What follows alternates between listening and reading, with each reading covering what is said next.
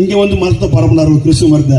அவர் தான் அவர் ஒரு சீடர்ல 12 பேர்ல ஒருத்தர் இங்க வந்து தேமையார் வந்து சின்னமலையில வந்து கிறிஸ்துவ மதத்தை பரப்புவதற்கு வந்தார். ஆக இப்படிப்பட்ட சூழ்நிலையில் பாத்தீங்கன்னா மதத்தை அந்த காலத்தில் பரப்புவதற்கு ஜீசஸ் பல அந்த காலத்திலேயே பாத்தீங்கன்னா தமிழை தேர்ந்தெடுக்கிறாங்க. பழமை பெருமை வாய்ந்த மொழி நம்ம தமிழ் மொழி. இப்படிப்பட்ட சூழ்நிலையில் இன்றைய தினம் நம்முடைய அரசு ஒன்றிய அரசு எந்தெந்த கோணத்தில் நம்ம எல்லாம் பழிவாங்க வேண்டுமோ, எந்தெந்த கோணத்தில் நம்ம எல்லாம் இன்றைய துன்புறுத்த வேண்டுமோ, மொழியாலும் இனத்தாலும் இன்றைக்கு அதே போன்று நமக்கு வர வேண்டிய ஜிஎஸ்டி தொகை, நமக்கு வர வேண்டிய முறையான தொகையெல்லாம் இன்றைய தினம் கட்டுப்படுத்தி அவையெல்லாம் படுத்தி அடிப்படையும் வைக்கிறாங்க.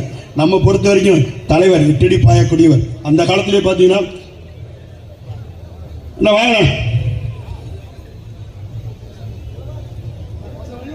கொஞ்சம் வழி விடுங்க வாங்க அண்ணா வாங்க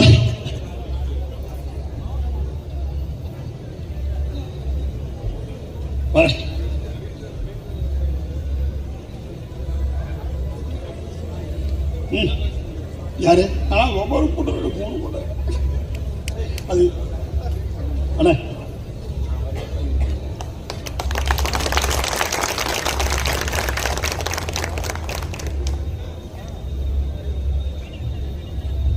ஏறக்குறைய 25-30 ஆண்டுகளுக்கு முன்பு அண்ணனோட பயணித்து வரலாங்க. இது எதுக்கு நான் சொல்றேன்னா, அந்த அளவுக்கு பாத்தீங்கன்னா ஒவ்வொரு நாடும் நசுக்கப்படும் போதுதான் தனிநாடு கொள்கையை வச்சு இன்னைக்கு வந்திருக்கிறாங்க. நம்மை பொறுத்தவரை தனிநாடு கேட்கல, நாட்டால் திராவிடன், நம்ம நாட்டால் இந்தியன், இனத்தால் திராவிடன், மொழியால் தமிழன், மொத்தத்தில் நம்ம மனிதன். என்னை நசுக்குகின்ற பொழுது என்னை எப்படி இந்த வாஜ்பாய் அவர்கள் பாராளுமன்றத்தில் பேசினாரோ அந்த நிலைக்கு தள்ளப்பட்டது யார்? தள்ளுவதற்கு காரணம் யாருன்னா ஒன்றிய அரசு. அப்படிப்பட்ட ஒன்றிய அரசு மூலம் ஏற்படக்கூடிய விளைவு நாளை பேரறிஞர் அண்ணா முதல் தன்னுடைய கன்னி பேச்சில் பாராளுமன்றத்தில் என்ன பேசினாரோ தனிநாடு கொள்கை, அது இன்னைக்கு மீண்டும் எழுந்து வரும் நம்ம தமிழக மக்களிடம்.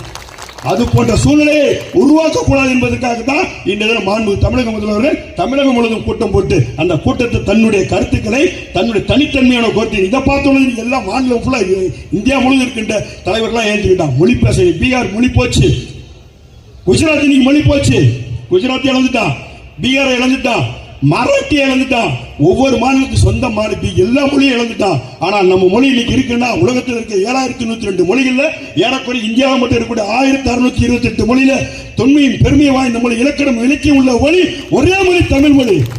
இதை நம்ம சொல்ல யுனெஸ்கோ சொல்றான், உங்களுக்கு இம்பீரியாரிட்டி காம்ப்ளெக்ஸ் தான் இருக்கு தமிழுக்கு, சுப்பீரியாரிட்டி காம்ப்ளெக்ஸ் இல்லடா அப்படின்றான்.